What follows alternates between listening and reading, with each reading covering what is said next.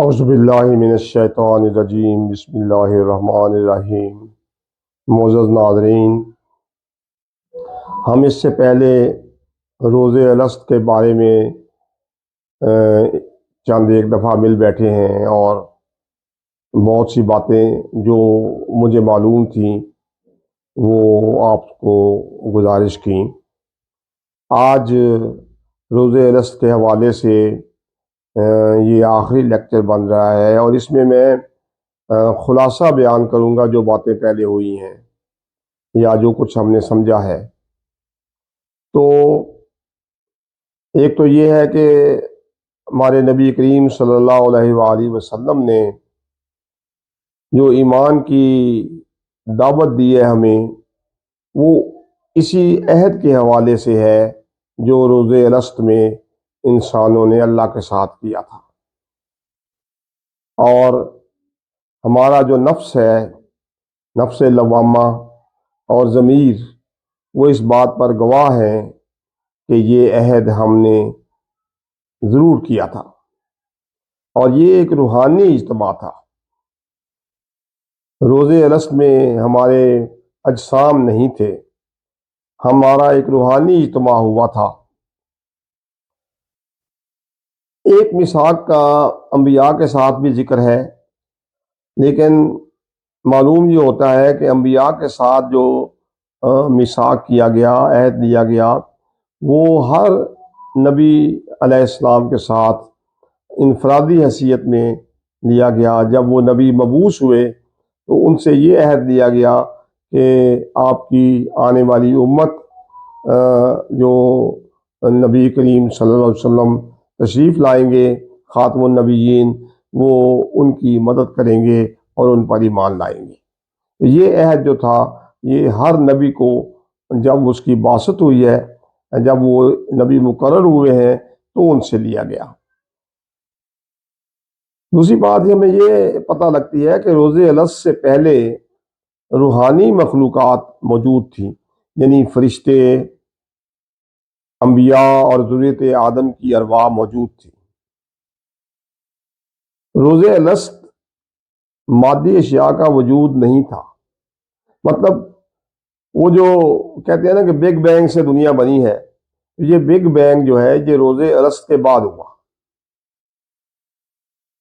Big bang ویسے کب ہوا، کیسے ہوا، یہ تو ایک سائنسی تحقیق کا معاملہ ہے، اور سائنس نے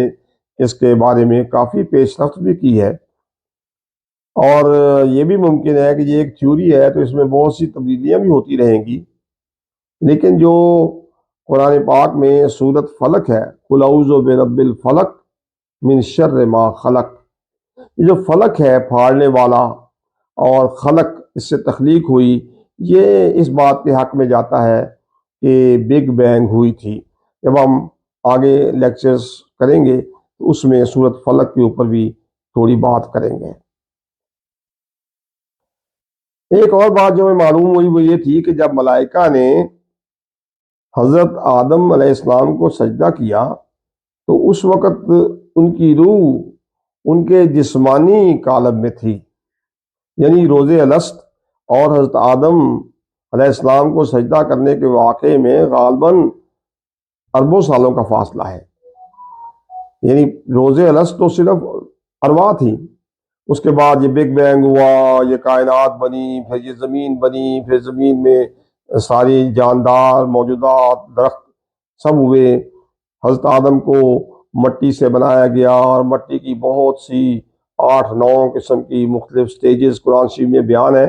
اور وہ یہ سب کچھ کائنات کی تخلیق کے بعد ہوا۔ اس لیے وہ جو روحانی اجتماع تھا روز الست کا، اور جو حضرت آدم کی تخلیق اور پھر حضرت آدم کو سجدہ کا معاملہ ہے، وہ اس کائنات کی تخلیق کے بعد ہوا، یعنی بگ بینگ کے بعد ہوا۔ مادی تخلیقات میں جنات جو ہیں وہ بھی مادی تخلیق ہے، وہ آگ کے شعلے سے پیدا ہوا، اور جنات بھی مادی تخلیق ہے، اور یہ مادی تخلیق جو ہے یہ بگ بینگ کے بعد ہوئی، اور جنات بھی انسانوں سے پہلے پیدا ہو چکے تھے، لیکن ہے مادی تخلیق۔ اور جب اللہ تعالیٰ نے حکم دیا ابلیس کو سجدہ کرنے کا تو ابلیس نے انکار کر دیا۔ ایک تو وہ پہلے پیدا ہوا تھا، دوسرا اس نے کہا کہ میں اس سے بہتر ہوں۔ اس نے اپنی سمجھ کے مطابق اسے سمجھا کہ میں تو صرف آگ کے شعلے سے، جیسے میں نے آپ کو بتایا تھا، اس میں تو صرف 3-4 ایلیمنٹس ہوتے ہیں، انسان میں تو 100 سے زیادہ ایلیمنٹس موجود ہیں۔ تو وہ اپنے آپ کو برتر سمجھتا تھا، وہ سمجھتا تھا کہ میں ایک لائٹ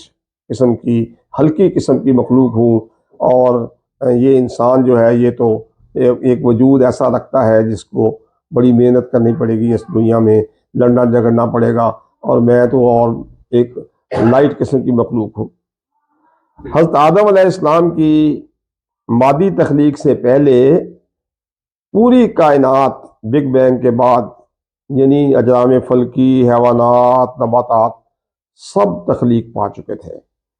یہ ایک سلسلہ بن رہا ہے تخلیق کا، اور روحانی تخلیق کا، اور اس کے بعد جسمانی تخلیق کا، اور اس کائنات کا۔ اس کے حوالے سے آگے ہم باتیں تو کرتے رہیں گے، لیکن روز الست کے حوالے سے یہی چند گزارشات تھیں جو کہ آپ کو بتانا ضروری تھی۔